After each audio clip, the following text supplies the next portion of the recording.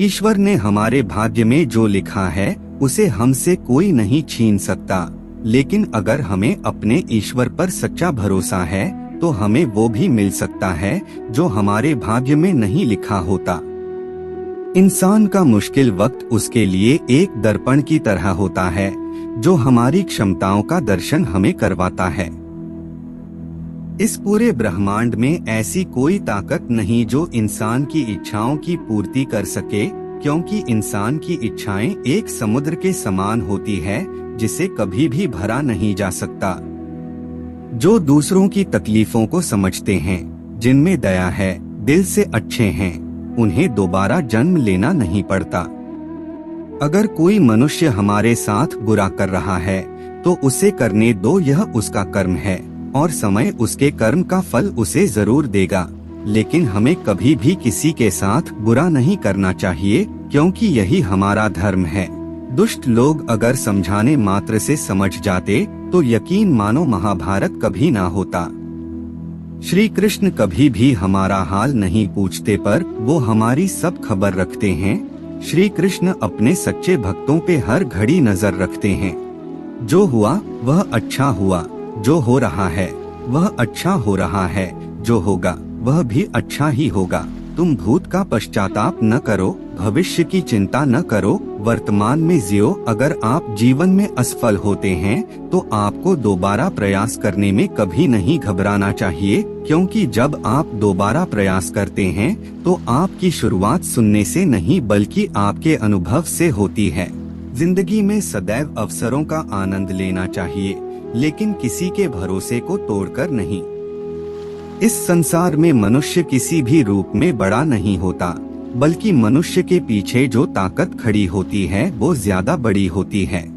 मनुष्य अपने सच्चे हृदय से जो दान दे सकता है वह अपने हाथों से नहीं दे सकता, और मौन रहकर हम जो कह सकते हैं वह हम अपने शब्दों से नहीं कह सकते। अंतकाल में जो मनुष्य मेरा स्मरण करते हुए देह त्याग करता है वह मेरी शरण में आता है। इसलिए मनुष्य को चाहिए कि अंतकाल में मेरा चिंतन करें। जिस व्यक्ति के पास संतुष्टि नहीं है उसे कितना भी मिल जाए वह असंतुष्ट ही रहेगा। श्री कृष्ण जी कहते हैं, जिस व्यक्ति को आपकी कद्र नहीं उसके साथ खड़े रहने से अच्छा है आप अकेले रहे।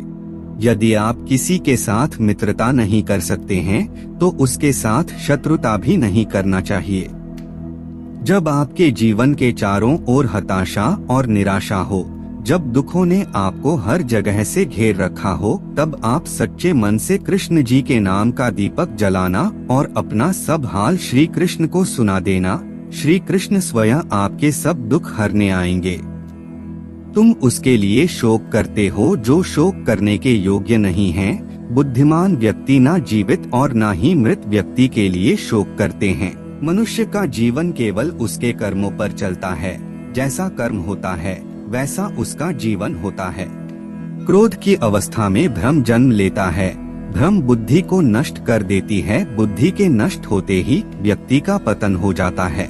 प्यार और तकदीर कभी साथ नहीं चलते, क्योंकि जो तकदीर में होते हैं उनसे कभी प्यार नहीं होता, और जिससे हमें प्यार हो जाता है वह तकदीर में नहीं होता। खाली हाथ आए खाली हाथ वापस चले जाओगे।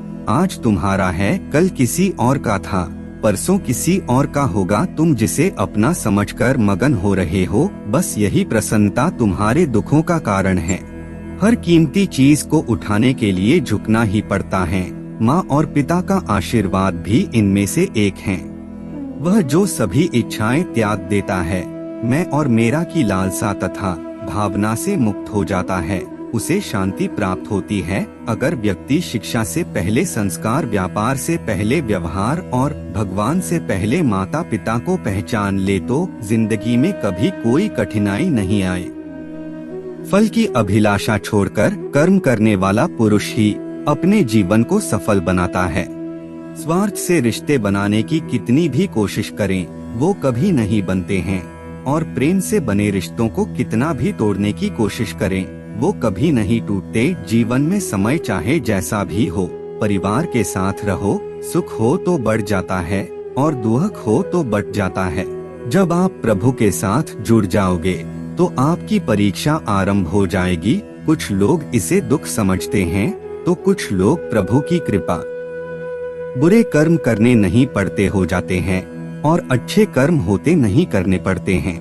अहंकार मत कर किसी को कुछ भी देकर, क्या पता तू दे रहा है या पिछले जन्म का कर्जा चुका रहा है। अहंकार मत कर किसी को कुछ भी देकर, क्या पता तू दे रहा है या पिछले जन्म का कर्जा चुका रहा है। प्रेम और आस्था दोनों पर किसी का जोर नहीं, ये मन जहाँ लग जाए वही ईश्वर नजर आता है। जीवन में आधे दुख इस कारण जन्म लेते हैं क्योंकि हमारी आशाएं बड़ी होती है। इन आशाओं का त्याग करके देखो, जीवन में सुख ही सुख है।